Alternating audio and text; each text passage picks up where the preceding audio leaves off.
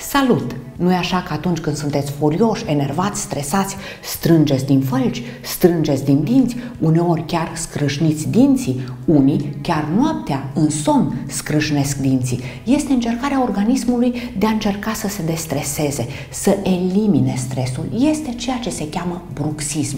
Însă, acest obicei ne distruge dinții, fie că sunt ei dinți naturali, fie că sunt lucrări protetice, precum coroanele dentare. Astăzi, în cadrul emisiunii noastre Arena Sănătății, am vrut să vedem care sunt cauzele bruxismului și ce se poate face în această situație, să nu le distrugem dinții. Așa că am stat de vorbă cu doamna dr. Petronela Luca, fondatoarea clinicilor Unident, medic dentist, cu competențe în implantologie, parodontologie și stomatologie laser. Și vă invităm să aflăm care sunt cauzele bruxismului și ce putem face ca să nu ne distrugem dinții dacă avem acest obicei.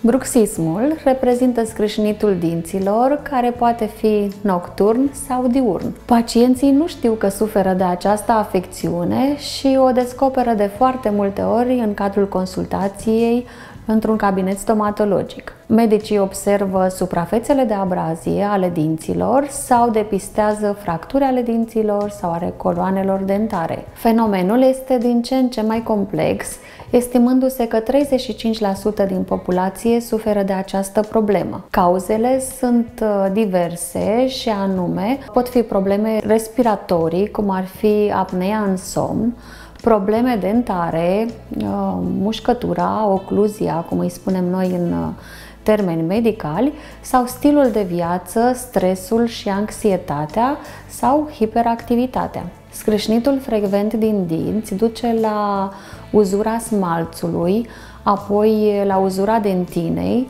ceea ce duce la o sensibilitate dentară. Dentina este mai moale și mai ușor de tocit, conține și terminații nervoase, ceea ce duce la hipersensibilitate dentară. În timp, bruxismul poate duce și la pierderea vitalității dinților, la afectarea pulpei dentare. Pacienții care scrâșnesc puternic din dinți pot chiar să fractureze dinții naturali sau coroanele, dinții artificiali, coroanele, protezele, astfel că ajung în cabinetele stomatologice, unde depistează că suferă de această afecțiune. Bruxismul are loc mai mult noaptea, atunci când oamenii nu sunt conștienți de ceea ce fac, dar și ziua, atunci când lucrează și sunt în condiții de stres. Și dacă acest lucru se întâmplă noaptea, când dormim și nu știm, nu suntem conștienți că strângem dinții mult prea mult, că îi scrâșnim, poate medicul dentist să constate că noi am făcut acest lucru în somn și ce soluții ar putea exista ca să nu ne distrugem noaptea dinții în somn scrâșnindu-i?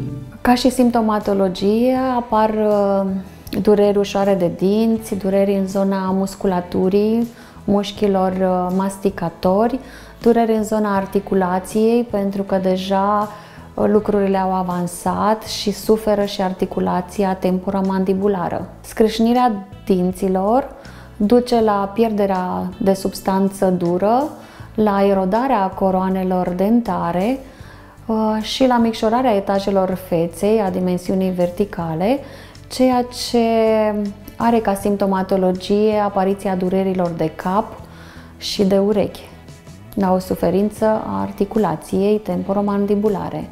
În timp, pot să apară și retracții gingivale, fracturi dentare, sensibilitate dentară ca urmare a expunerii dentinei, fisuri și fracturi ale dinților sau ale lucrărilor, până la deteriorarea articulației temporomandibulare sau chiar modificări faciale.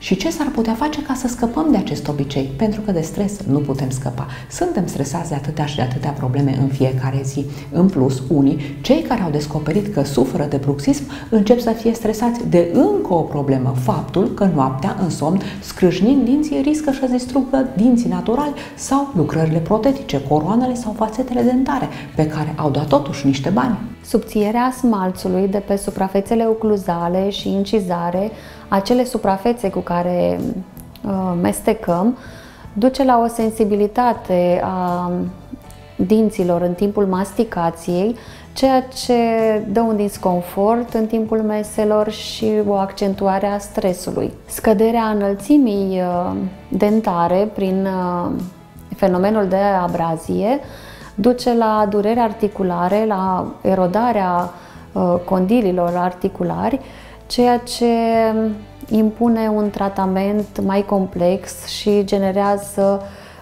dureri pacientului. Forțele masticatorii puternice, anormale, duc la dislocarea unor zone de smalți din zona gingiei, leziuni cuneiforme, cum le spunem noi în limbaj medical, ceea ce necesită un tratament special. Haideți să aflăm care sunt variantele de tratament pentru cei care se confruntă cu acest obicei, pentru cei care suferă de bruxism. În primul rând, trebuie determinată cauza care a dus la apariția bruxismului. De cele mai multe ori, cauzele sunt multiple, dar unul din factori este stresul cotidian și anxietatea. De cele mai multe ori, tratamentul se face împreună cu un psiholog care depistează stresul pacientului. În cabinet se execută o gutieră, un dispozitiv medical realizat după o amprentă a maxilarelor pacientului, pe care este indicat să o poarte noaptea și atunci depistăm acele zone de forțe și de frecare a dinților care pun în pericol vitalitatea dinților, structura reconstituirilor noastre dentare, al tratamentelor. Un alt tip de tratament mai nou este reechilibrarea ocluzală digitală realizată cu un aparat performant T-Scan, cu care realizăm o mușcătură digitală ideală și determinăm acele puncte premature de contact puternic care duce la fracturarea dinților, la spargerea coroanelor, a lucrărilor, a protezelor și a tensiunii în articulația temporomandibulară. Prin această analiză ocluzală se determină punctele cele mai puternice care pot duce la complicații, cum ar fi fracturile sau afectarea pulpei dentare. Un mare risc prezintă lucrările din ceramică, lucrările costisitoare, care pot fi fracturate imediat după inserare dacă nu realizăm această analiză digitală. Înainte realizam analiza ocluzală într-un mod clasic, dar acum realizăm cât de mult poate să ne ajute acest aparat digital care realizează o analiză ocluzală și medicul poate îndepărta acele puncte prin șlefuire selectivă, poate îndepărta acele puncte de contact prematur. Pacientul realizează o serie de exerciții prin care depistăm acele puncte care trebuie îndepărtate până realizăm o mușcătură, o ocluzie cât mai aproape de ideal. Și ce s-ar putea face pe termen lung în cazul acestor persoane? În timp, mușcătura, ocluzia se modifică, dar anual vom face o analiză ocluzală pentru a ști că pacientul este în siguranță, dinții lui nu sunt supuși unor forțe masticatorii puternice și lucrările sunt în siguranță. Nu se pot fractura pe parcursul timpului de la o consultație la alta. Mușcătura se modifică deoarece dinții se abrazează sau dinții parodontotici migrează, dinții care nu au omologi sau antagoniști se mută, își schimbă locul, cum spun eu, acolo unde găsesc loc dinții evadează și se modifică această mușcătură care noi am lăsat-o în regulă acum 6 luni, un an de zile.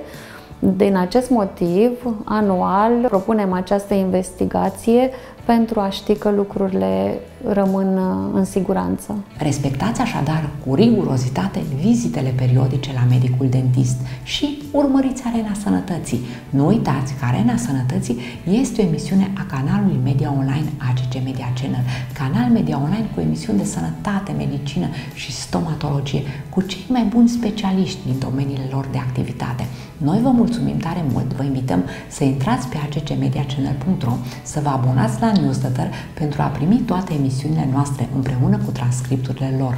Bineînțeles, vă invităm să vă abonați și la canalul nostru de YouTube și, dacă vreți, să dați și like paginii noastre de Facebook. Vă mulțumim tare mult și vă dorim multă sănătate!